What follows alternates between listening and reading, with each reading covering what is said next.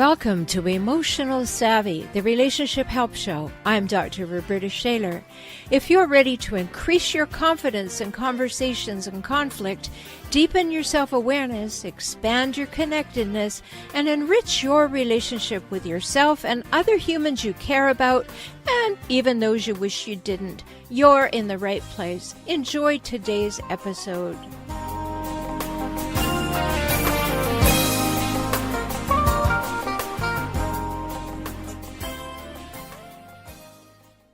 It is so important to be able to keep ourselves safe, and we're going to be talking about that in this episode of Emotional Savvy. And if you've ever felt used or abused or confused by someone, yes, it has a lot to do with that other person.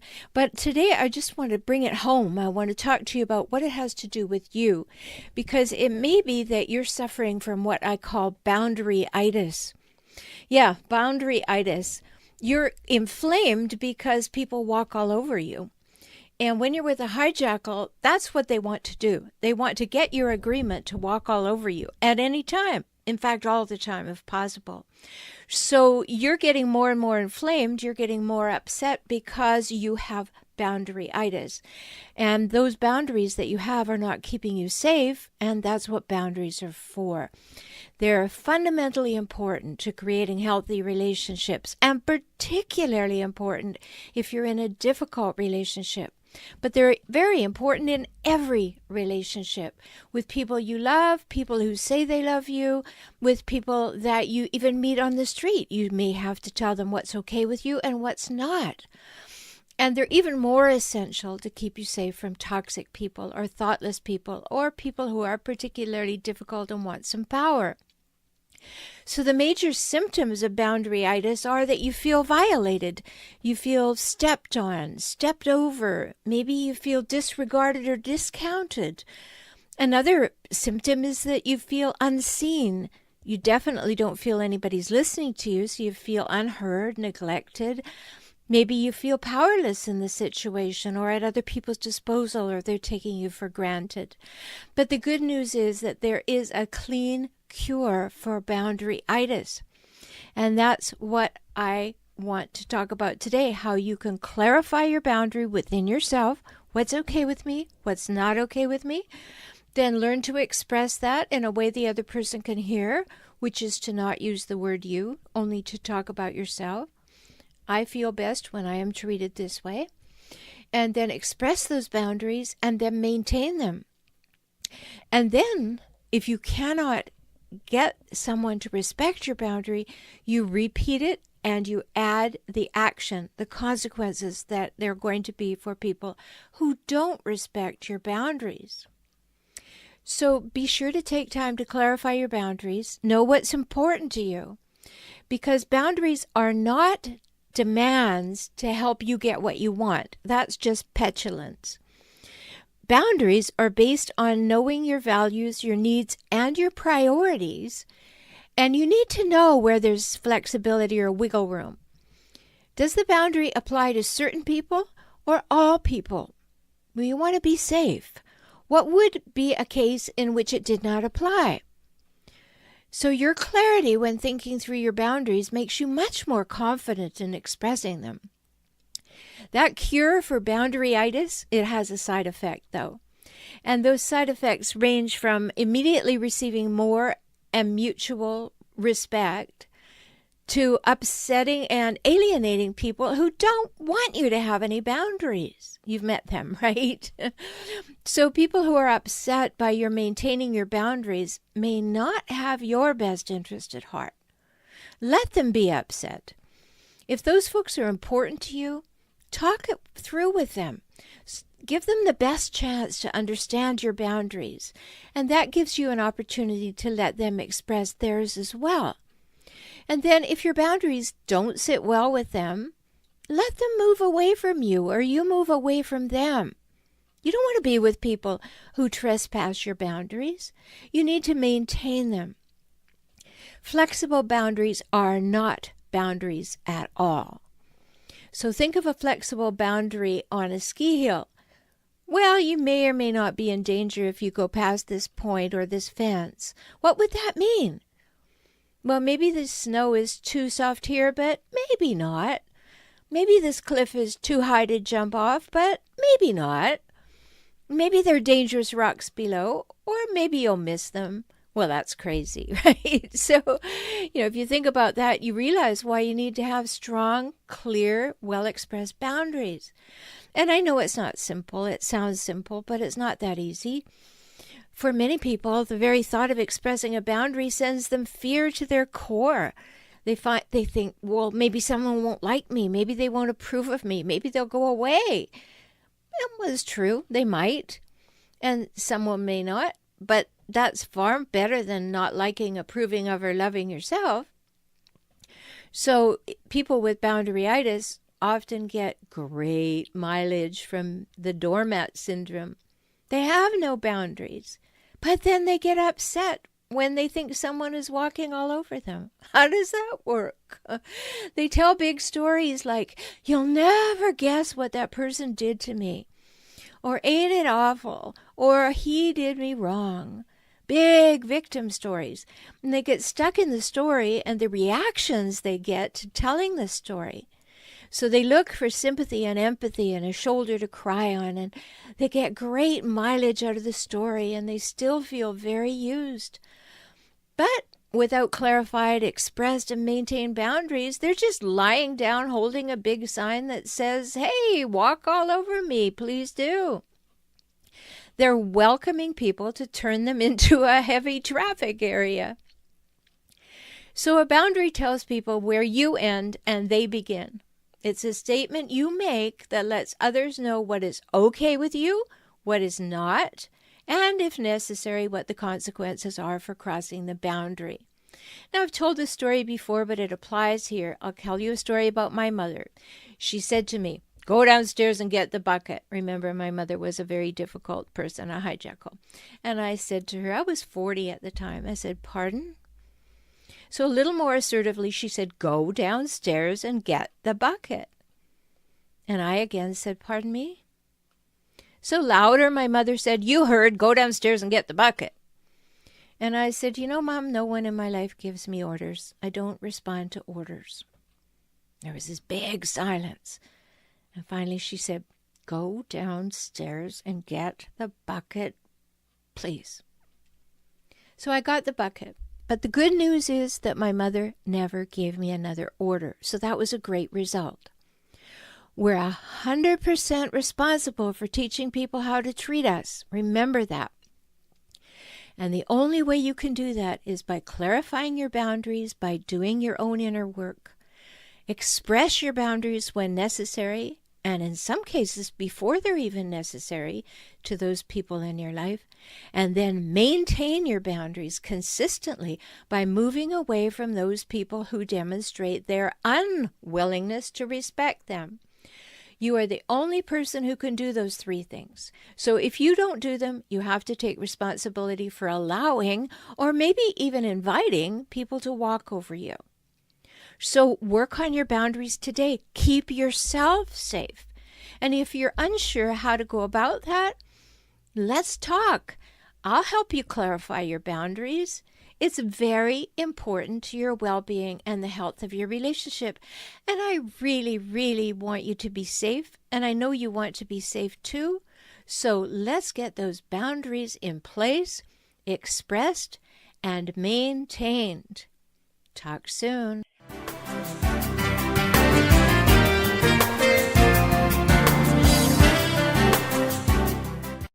Hello and welcome to the Relationship Help Show. As usual, I'm very excited about my guest, but today I'm particularly excited because I've been following her work for years and then come to find out that she also has a great interest in helping people avoid and stop tolerating abuse. So what could be a better fit? So my guest today is Susan Harrow. Welcome to the program. Thank you. I'm so happy to be here, and that's such a nice introduction. Oh, well, you're so welcome. I'm so glad that you're here because I've always admired your work. And then when I found that you had this interest in verbal self-defense, and I thought, that's perfect. We need to talk about that because what happens in relationships so frequently is that we don't know what to say back. things happen to us and we don't find our voice and we don't do that. So let me tell people a little bit about you, Susan. I know that people know you as a beloved media coach, but maybe they didn't know you're also a martial artist with a black belt in Aikido, and a wonderful form of martial arts, in my opinion. And you wrote the best-selling book, Sell Yourself Without Selling Your Soul. So for the past 28 years, she's run Harrow Communications, which is what I was referring to earlier. She's trained thousands of people in verbal and nonverbal communication. And our great interest today is in finding that voice and finding ways to send clear messages in the moment. Because we've all had those aha moments, Susan, haven't we, when we think what we should have said 2 days later. Or a moment later, or, you know, an hour later, or whatever. I know, right? It's the practice of getting your muscle and mental memory in so you can be present in the moment. You know, I just wrote down something that Louise Hay wrote. I was listening to a tape of hers. I'm going to read it to you. The point of power is always in the present moment. What you're choosing to think, believe, and say today, right here and right now, is creating your future. I really loved that, you know, and I thought, and how do we do that? We do it, it's not a one-time event. It's something that we practice all the time in this moment, right? And that's what I love about, you know, this kind of opportunity and actually doing role play. As a media trainer, as you know, we do role play, and you've done a lot of media. So in order to get the feeling in your body, in your face, in your mind, in your everything is actually to do it. So in media training, you know, I might play, you know, Mike Wallace or Bill O'Reilly, not anymore, but, you know, no, but I was playing, you know, a Bill O'Reilly, so people get the feeling, what does it feel like when somebody's aggressive or mean or what's intimidating or also degrading to you? Like, what happens in that moment to your body, to your face? How do you respond? Like, oh, sometimes it feels like a punch in the gut. You take a breath, you recenter, and then you respond. And that takes practice. And one time, you know, in a Learning Annex class, I gave the example to people where I was really mean to them and I was focused and upfront and really getting in their faces, you know, one at a time. And people go, oh my God, I thought you were a nice person. You're so mean. And I never knew the side of you as I was playing a role. But after time 10, they could relax and go, okay, now it's not so forceful, the feeling, or now I can take that breath and center and then respond to you. But at first they couldn't. They were, you know, recoiling and they were frightened and their faces and their eyes would get big, right? So it was only through that sort of repetition that they started to get that into their mental and muscle memory. Oh, I can respond in a different way. Absolutely. And of course, fear comes up, anxiety comes up. Am I going to be okay? Are they going to like me? Will I show up? Do I seem like an expert? Do I know my stuff? Oh my God, like the things that can go through our head in like 2 seconds, right? You're like, this is the longest 2 seconds of my life, but I've run through every criticism I've ever seen. Oh yes, our inner courtroom just rises right up and says, what do you think you're doing, girl? Right. And there you not are. One inner critic, it's a team. That's right. It's the inner courtroom. That's why I call it the courtroom, because every person who has ever said, who do you think you are, just shows up at that moment and puts their hand up. And, you know, it reminds me, Susan, of a story that one of my colleagues, Debbie Allen, told. She was on the Howard Stern show, and he made a really strong, degrading comment, something like, well, you know, why would anybody listen to you? Nobody's ever heard of you. And she had the presence of mind at that moment to say, well, you called me to be on your show. Beautiful. And the entire interview changed. Yeah. So we can change a conversation with somebody who is a difficult, toxic person by being aware. And I always tell people, Susan, that the first piece of work you have to do in a relationship of that nature, as long as there's not sexual or physical abuse going on, is your own work. you find your voice, you find your values, you find your vision for your life, you look at your beliefs, and then you align your life before you leave, before you make decisions. And part of that is coming to the consciousness of being in the present moment and not feeling cowed, not feeling pushed back against the wall, not that kind of Tony Robbins moment that has been in the air so much with him kind of walking somebody back, because that's how we feel. We feel intimidated, and we allow ourselves to feel that way, and we need more confidence. So what's your tip for getting to a place where you can be in the moment and be aware that this is inappropriate and I have to find an appropriate way to respond? Yeah, so I think a couple of things. First, it's not that we're never intimidated or something doesn't happen or fear doesn't come up. It's fine that it comes up and we want to accept that. It's like, boom, oh, I feel intimidated, or somebody said something. Now I want to say, I can't use the word, my stuff is coming up, let's say. My stuff is coming up, right? It's recognizing that and getting faster and faster at it. In Aikido, the Japanese martial art that I train in, the founder of Sensei, who was only 4'11", by the way, a tiny little man who was incredibly powerful, using his energy, not physical force or muscle. And that's the beauty of it for women, is that it's not about your strength or your size. It's about angle, it's about technique, and it's about science to be able to flip someone. And this is the same thing. There's a science to it. So with him, what happened is they say, how do you always stay on center? And he says, I don't. But when I'm pushed off center, I get back so fast you don't see it. So this is the same thing for us, whether it's a media interview or someone shouting at you, or a Tony Robbins towering over you. By the way, I thought she did really well. I thought, oh, yes. So, wow. Yeah, yes. High five for her, double high five for her. She really came back with a lot of things and stayed very centered and calm in that kind of very difficult confrontation. Mm-hmm. So it's about recognizing, oh my God, I feel like, my thoughts are coming up and I feel intimidated, to take that breath and to recognize it and to stop. And then to say, how do I want to respond? How do I want to choose to respond in this moment? And Debbie Allen was with people who are like a little more bullies, like Howard Stern. She did like what's called a full stop, which was she turned it back on him, which is a technique that we want to use on bullies. Maybe not when we want to keep the conversation in a forward movement or stay connected to somebody. She stayed connected with him, but it was a full stop. She said, well, so she turned it back on him. And that's what we want to do for bullies. Most of the time we don't want to go, you said this, especially when it's in a relationship, right? That's not the right thing to do when you're talking about somebody's feelings or understanding. But to stop a bully, to say something like, well, but wait, and you don't even have to say it forcefully. You don't have to say, well, you called me. That would be one way to do it, but you can say it very softly too. Well, you called me. Exactly. So there's lots of ways to respond, even to the same thing. And it was like, but the point is, it stopped him in his tracks. And that's a really great technique for somebody who's intimidating you, is to do something what's called a pattern interrupt, which even can be something like what I just did, like that. That's shift somebody out of their thinking.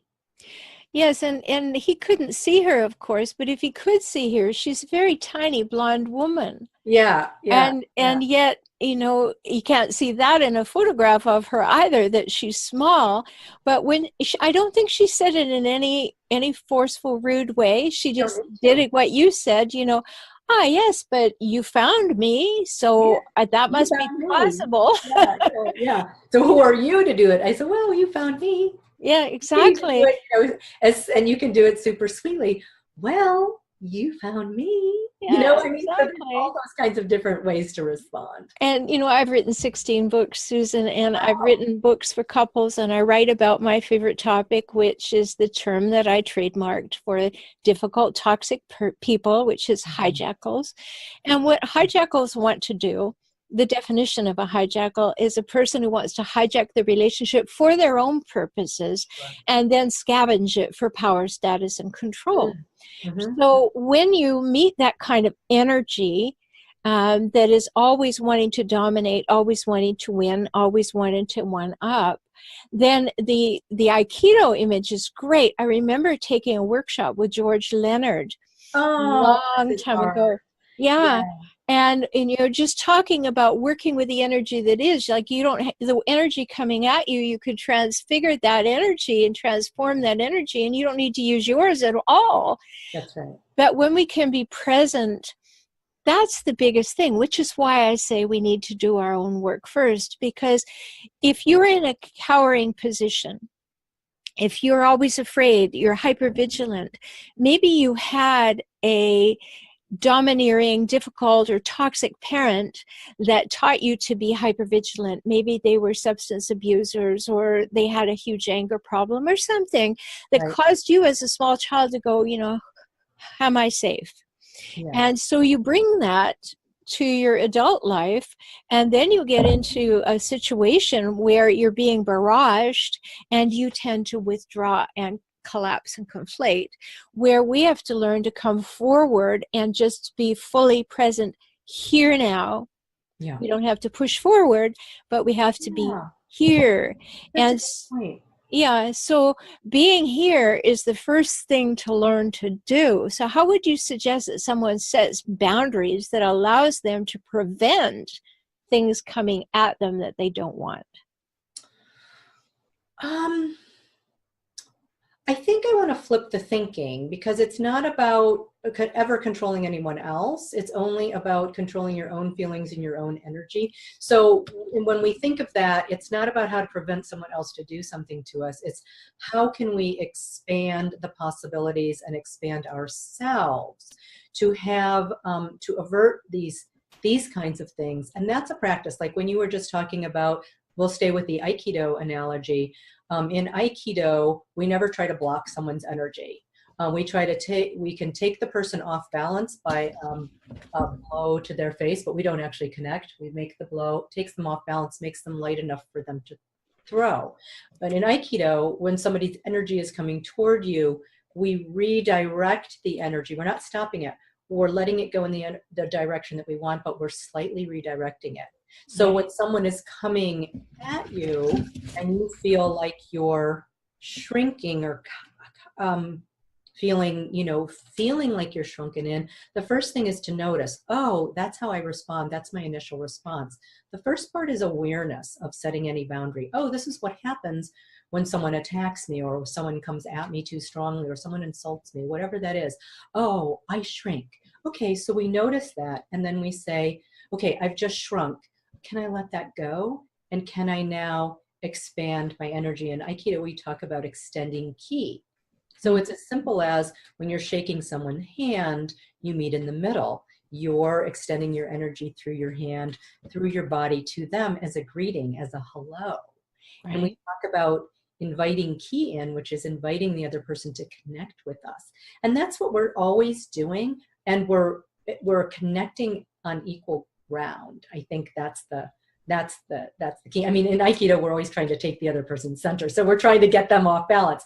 But when you're meeting someone that you're not trying to overpower them, you're meeting typically on that ground. So the first thing about boundaries is awareness. How close is too close?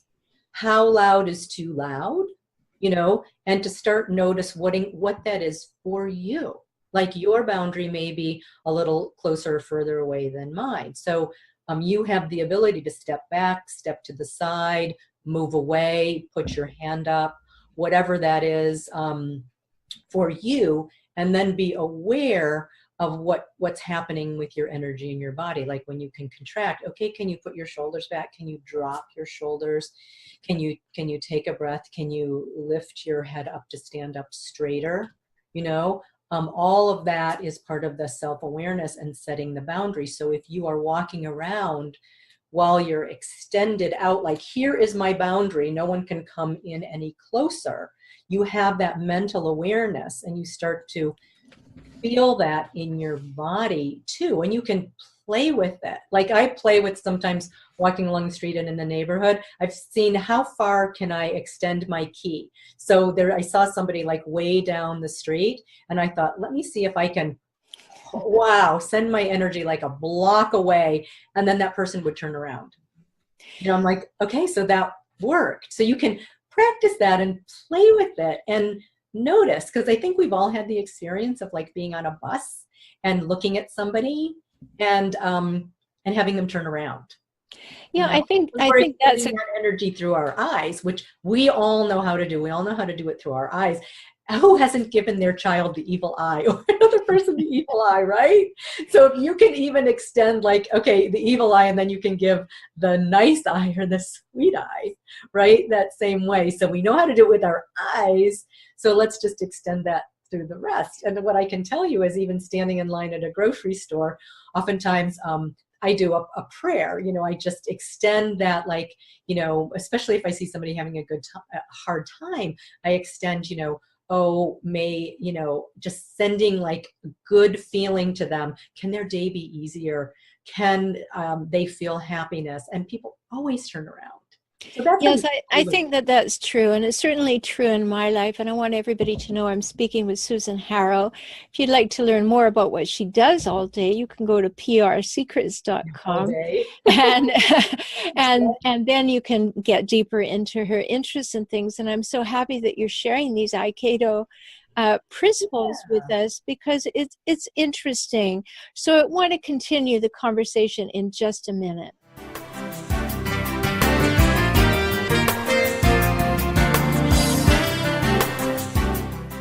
So we were talking about practicing the ability of extending and expanding our energy.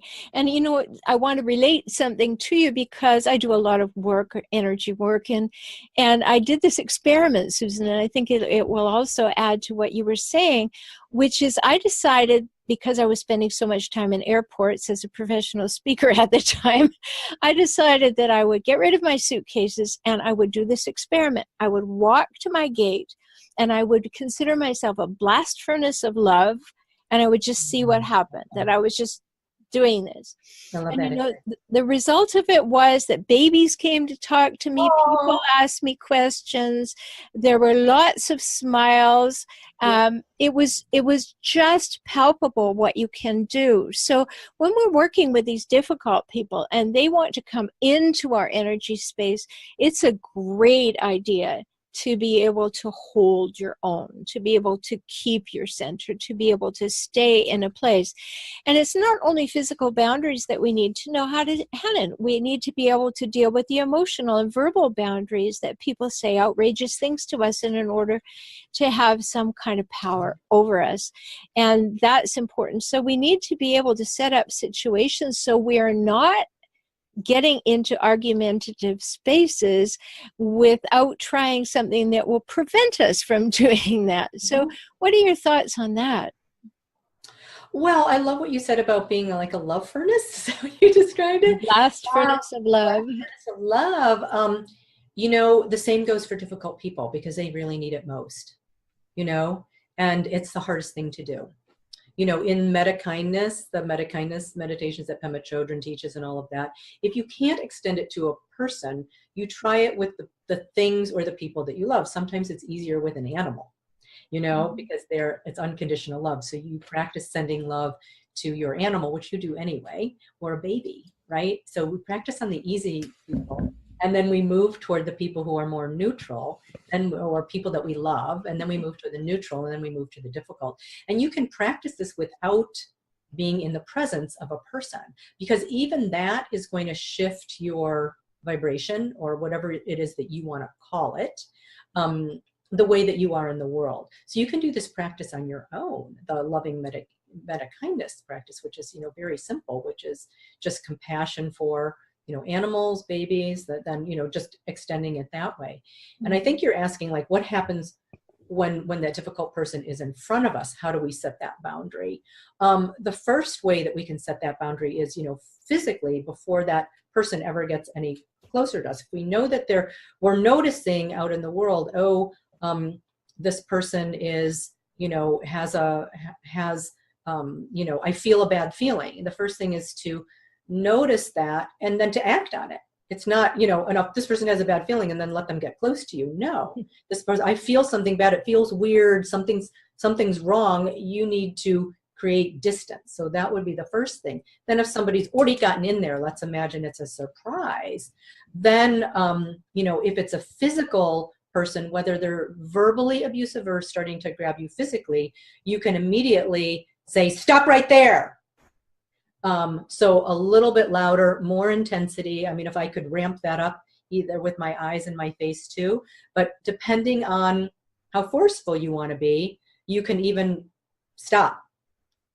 You can, don't come any closer, right? So that would be the first thing, is to set that boundary, use a stop sign, use your words, your eyes, your facial expression, your body. Everything needs to be in alignment. You want to say a full body no. You don't want to say, so saying, no, stop. I like that. I love the idea of a full body no. Full body no. And what I'm always telling clients is also know that no is a complete sentence. And when we're dealing with hijackals, people who have personality disordered traits, whether or not they're diagnosable or not doesn't matter, which is why I created the term hijackal. None of us, I mean, certainly I have a PhD in psychology. I am a professional, but diagnosing is not the issue. My thing is about helping people notice what's going on and notice how you feel, notice how you want to feel, and then do something about it. So when you're dealing with a hijackal, some kind of physical thing like that will often be a challenge to them. That will say, let me see if I can come into your space. So it becomes something that we have to learn to do first. Like you said, have another body thing for a hijackal.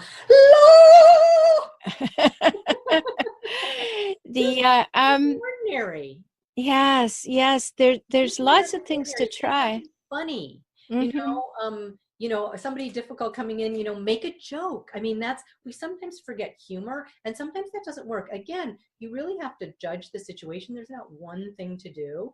But I remember my neighbor, who, she was not an attorney, but her job was to negotiate with unions. She had never lost. She worked for a government agency. She was not an attorney, but she never lost a negotiation. And she used to break into song during negotiations, and people would just be so flummoxed and so beside themselves. They didn't know what was going on. And then she would be able to negotiate with them and get her way. So some of that is like, use your imagination. Well, there's a reason for that, because when you do something as outrageous and unexpected as breaking into song, you have 10 to 15 seconds when we actually disinhibit the neocortex in the other person.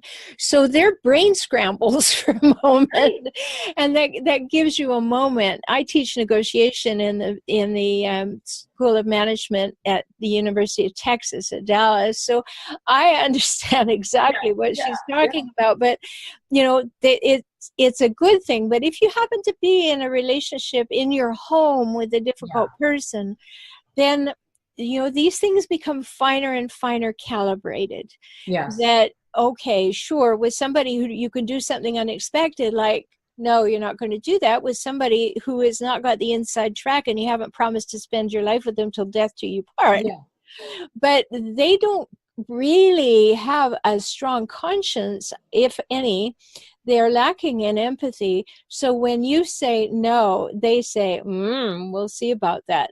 So it requires us to have even stronger personal skills that you were talking about before.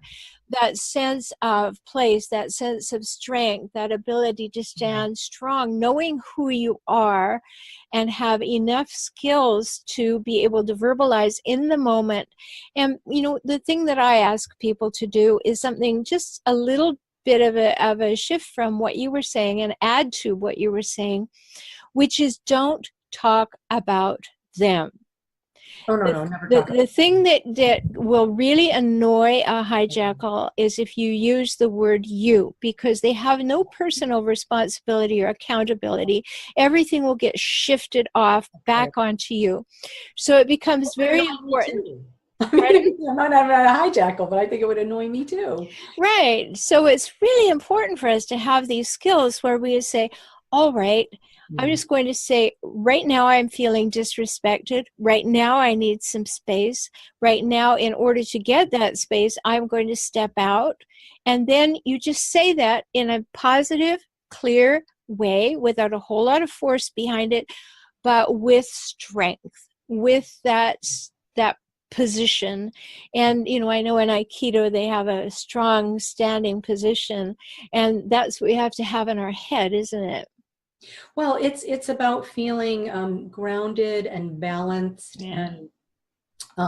and feeling, your feet on the ground, feeling your stomach, feeling, pull the energy all the way down. And I also want to say, sometimes, to add on to what you were saying in that relationship, sometimes with my sweetie, he's very fiery. So I'll actually just walk out. I don't feel like I even need any explanation. It's like he's getting a little hot. I can see that the conversation isn't going to continue, isn't going to be able to continue. So I will actually just leave. So I won't even say anything. I won't say I'm going to continue this later. I know we will, but I'll just walk out of the room because the energy is such that we're not going to be productive. The other thing that I really love that Nancy Dreyfus, who's a former client of mine, and she's a wonderful psychologist, she wrote a book called Talk to Me Like I'm Someone You Love. And what she has Nice. is these cards where, because it takes the tone out of everything. When you're talking about like hijackals, it's the tone. You don't want to go, you buddy, you don't want to say that. And you hold up these cards that may say, oh my God, the conversation has taken such a turn. I love you. I want to continue this conversation elsewhere, else time, so we can, come to love again, or something like that, right? And so my sweetie and I have the cards, but sometimes we hold up imaginary cards and read them without a tone. So the key is the reason why you hold up a card too is because it takes the tone out of it, and and it just sort of diffuses it right away. So for people who can't speak yet, you can hold up the card, but we hold up an imaginary card, and I'll hold up an imaginary card and go, can we please start over? Or I wish I didn't say that. Can you just forget it? So we hold up the imaginary card.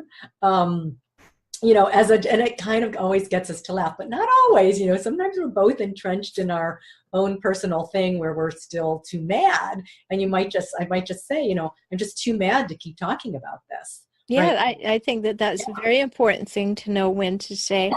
And obviously, Susan, there's so much to this conversation, so maybe we'll continue it another day. That. Yeah, so good. So let me just remind people that I'm talking to Susan Harrow. She's very well known as a media coach and a media person, helping everybody get seen, which is a wonderful thing. So you can find her at prsecrets.com. She has a gift for us too, which you'll see on the show page for today's show. And I just want to thank you for bringing this wonderful awareness of Aikido and how we can link those energy things that are present in that system into the way that we communicate with the people in our world to keep ourselves safe. So thank you so much for that. Thank you. Thank you. This is such a fun conversation. And yes, we could talk for hours. I hope we'll talk more. It's a fascinating conversation. It is. So remember, if you want to see more about Susan and her work, go to prsecrets.com. Remember, you can always find me at forrelationshiphelp.com. If you want something a little visual, go to my YouTube channel, For Relationship Help. We'll be back soon with another episode. Take care and talk soon. Bye-bye, Susan. Bye.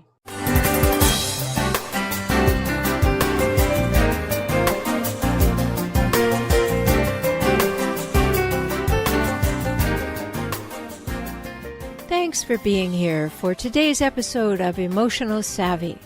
If you want to deepen your emotional savvy, make shifts in your relationships, and enjoy life and relationships more, work with me, Dr. Rhoberta Shaler. Get my books, enjoy my courses, or work with me directly. You can do that by visiting forrelationshiphelp.com, forrelationshiphelp.com, and subscribe to Tips for Relationships now.